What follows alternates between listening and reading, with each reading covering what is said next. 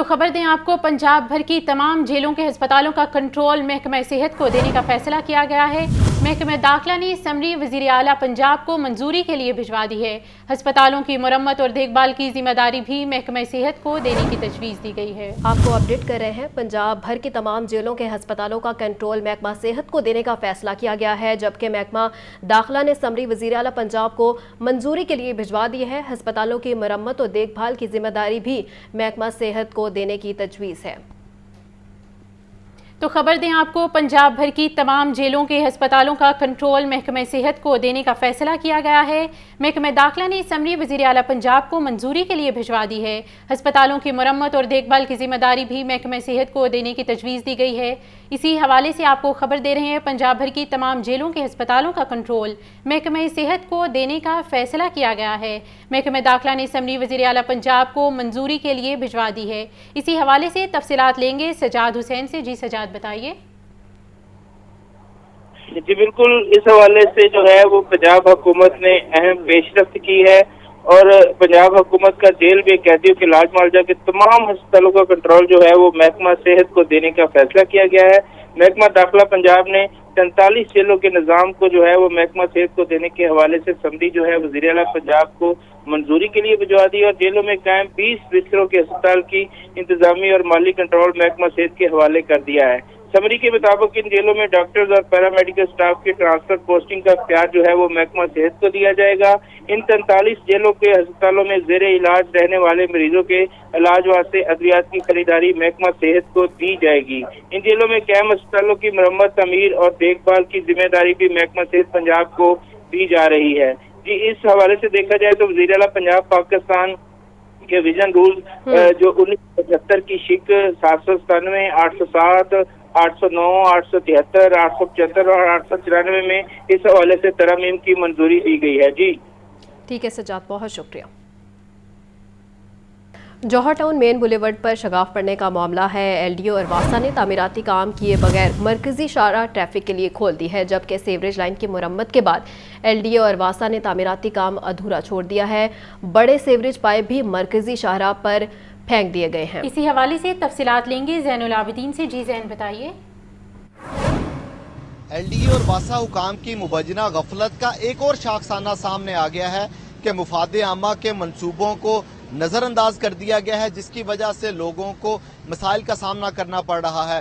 2 ماہ قبل مین بولیوارڈ جوہر ٹاؤن پر تیز بارشوں کے دوران شگاف پڑنے کا واقعہ رونما ہوا تھا اور اس سیوریج لائن جو کہ اس شگاف پڑنے کی وجہ بنی تھی، جو ٹوٹ گئی تھی، اس کی مرمت کا کام سست روی کے بعد 2 ماہ میں مکمل کیا گیا ہے اور اب اس کے بعد ترقیاتی اداروں کی ایک اور غفلت سامنے آئی ہے کہ جو سڑک ہے اس کو کارپیٹنگ کیے بغیر ہی ٹریفک کے لیے کھول دیا گیا ہے، جس کی وجہ سے اللہ چوک سے شوکت خانم جانے والی جو ٹریفک ہے وہ سست روی کا شکار ہے اور ٹریفک روانی بھی شدید متاثر ہو رہی ہے۔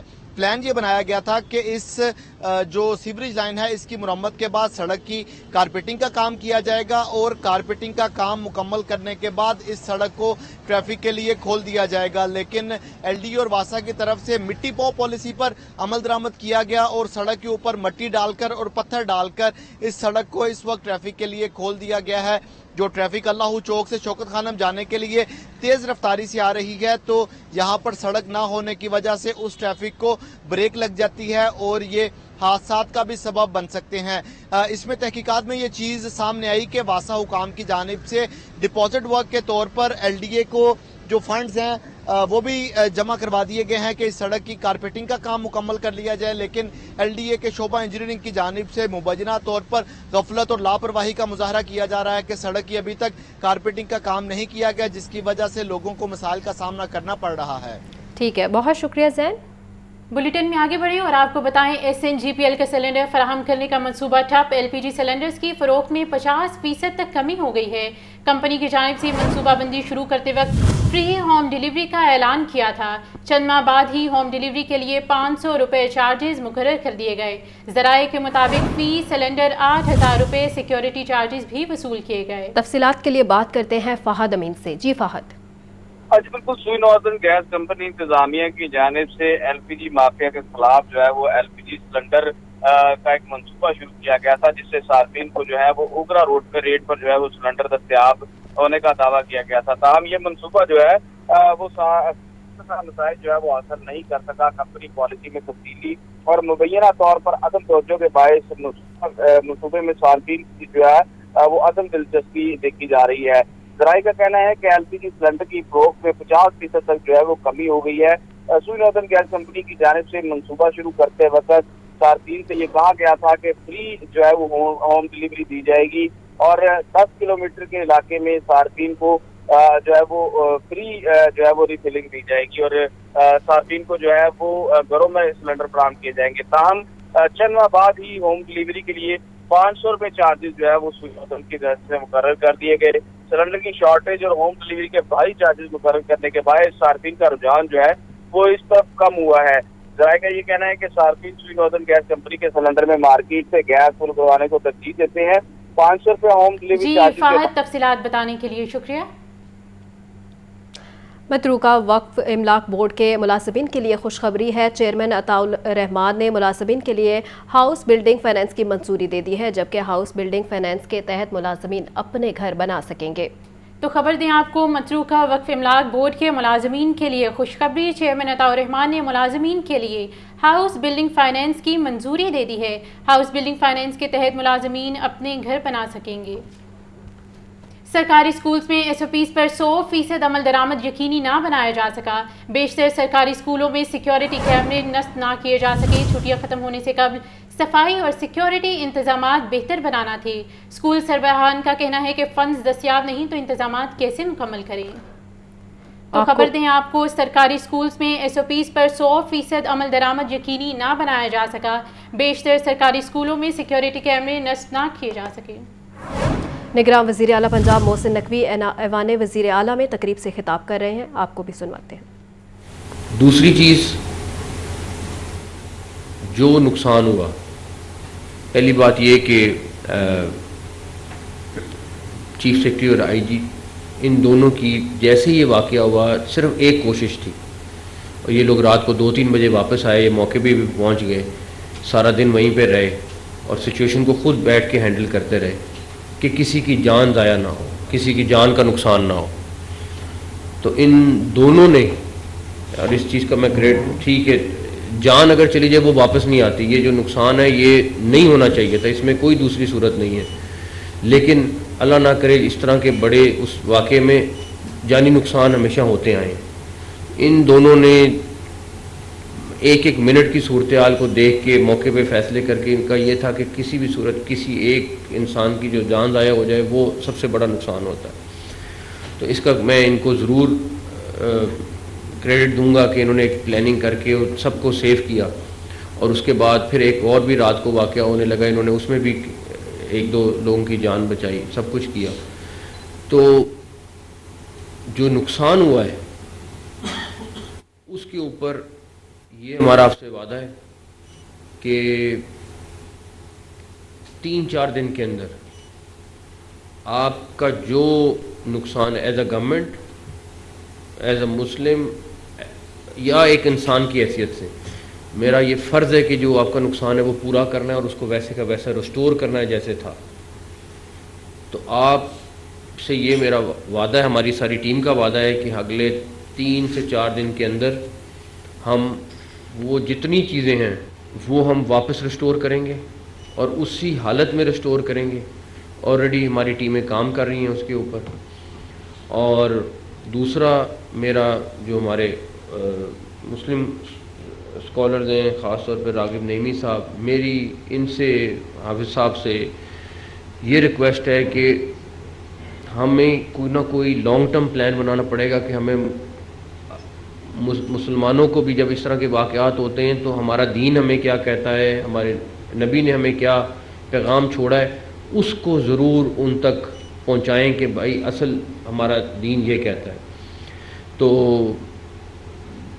اس ساری چیز کے ساتھ میں دوبارہ ایک دفعہ ہم سب ایز اے پاکستانی ایک ہیں، اور کسی بھی سازش میں ہم نے یا جو کوئی کرے گا اس کو ہم نے ناکام بنانا ہے. اور اس بات میں ہم بہت کلیئر ہیں کہ اس طرح کے انسیڈنٹ کی نہ اس ملک میں، نہ ریلیجن میں، نہ ہمارے صوبے میں یہ گنجائش ہی نہیں ہے۔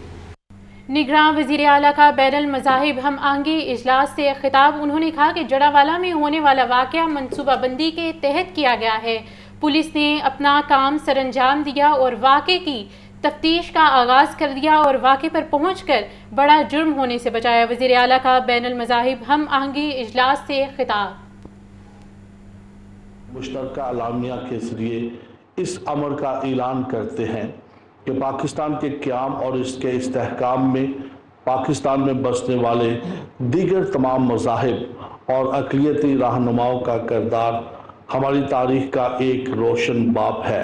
وطن عزیز کے معروضی حالات اس امر کے متقاضی ہیں کہ تمام مذاہب اور ادیان کی لیڈرشپ اور دینی شخصیات قومی یکجہتی، ملکی استحکام، بین المذاہب مکالمہ اور مجموعی امن و امان کے لیے ہمیشہ کی طرح اپنا اساسی اور کلیدی کردار ادا کرتے رہیں۔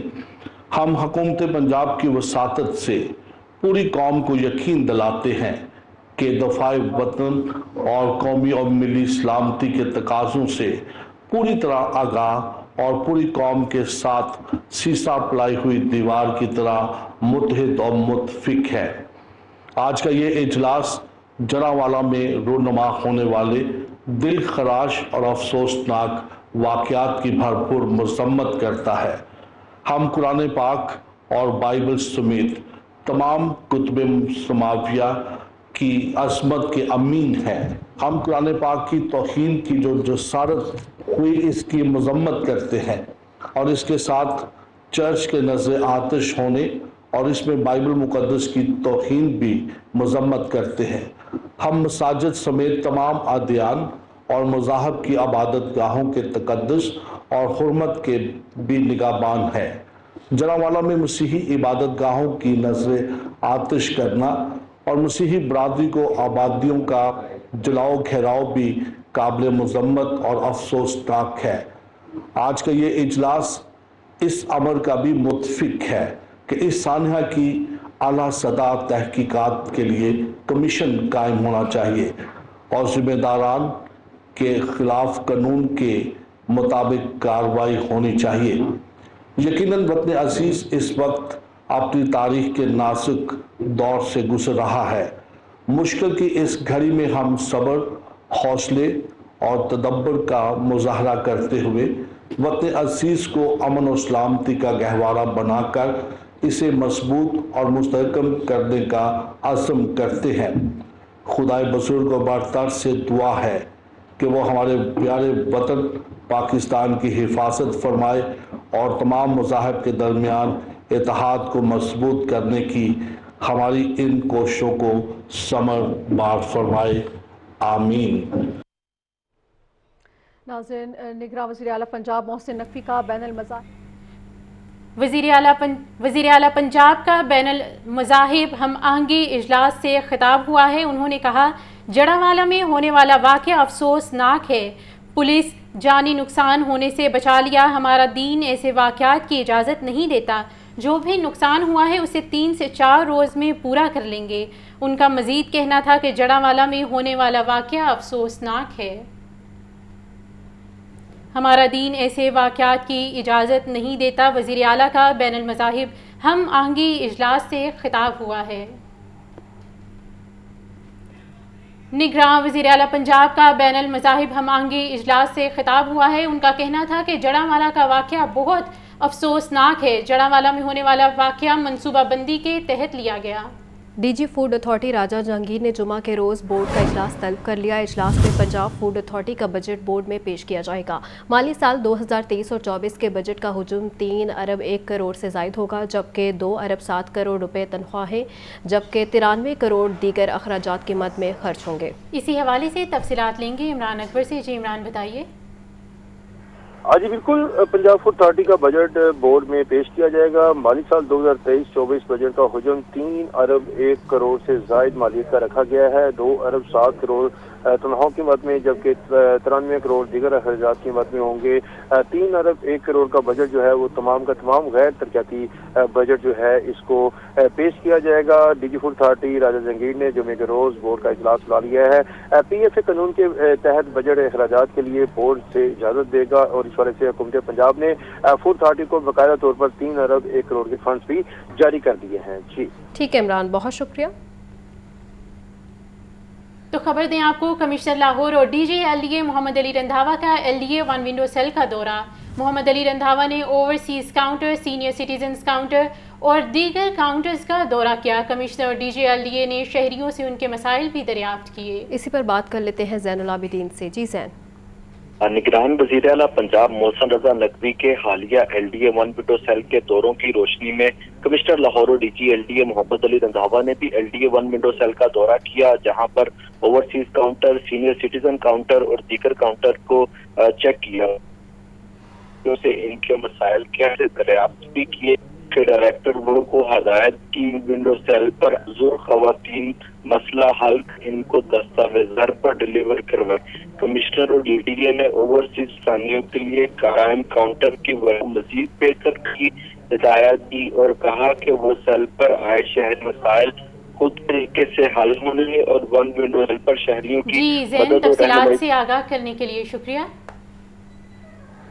DIG ऑपरेशंस की ज़िला अमन कमेटी के उलमा कराम से मुलाकात में SSP ऑपरेशंस और अमन कमेटी के अरकान भी शरीक थे और DIG ऑपरेशंस का कहना था कि उलमा कराम नमाज जुमा के इज्तिमात में मजहबी हमांगी, रवादारी और मोहब्बत व आतिशी का पैगाम देंगे। इसी हवाले से तफसीलात लेंगे मुदस्सिर हुसैन से। जी मुदस्सिर, बताइए। जी बिल्कुल, शहर में अमन अमान की सूरत पर अमन कमेटी के उलमा कराम से मुलाकात की है। अमन कमेटी के अरकान ने भी जी मुदस्सिर से तफसीलात लेंगे और आपको बताएं DIG ऑपरेशंस की ज़िलाई अमन कमेटी के उलमा कराम से मुलाकात हुई है। मुलाकात में SSP ऑपरेशंस और अमन कमेटी के अरकान भी शरीक थे। DIG ऑपरेशंस का कहना था कि उलमा कराम नमाज जुमा के इज्तिमात में मजहबी हम-आहंगी, रवादारी का पैगाम देंगे। तो खबर दें आपको, DIG ऑपरेशंस की ज़िलाई अमन कमेटी के उलमा कराम से मुलाकात हुई है।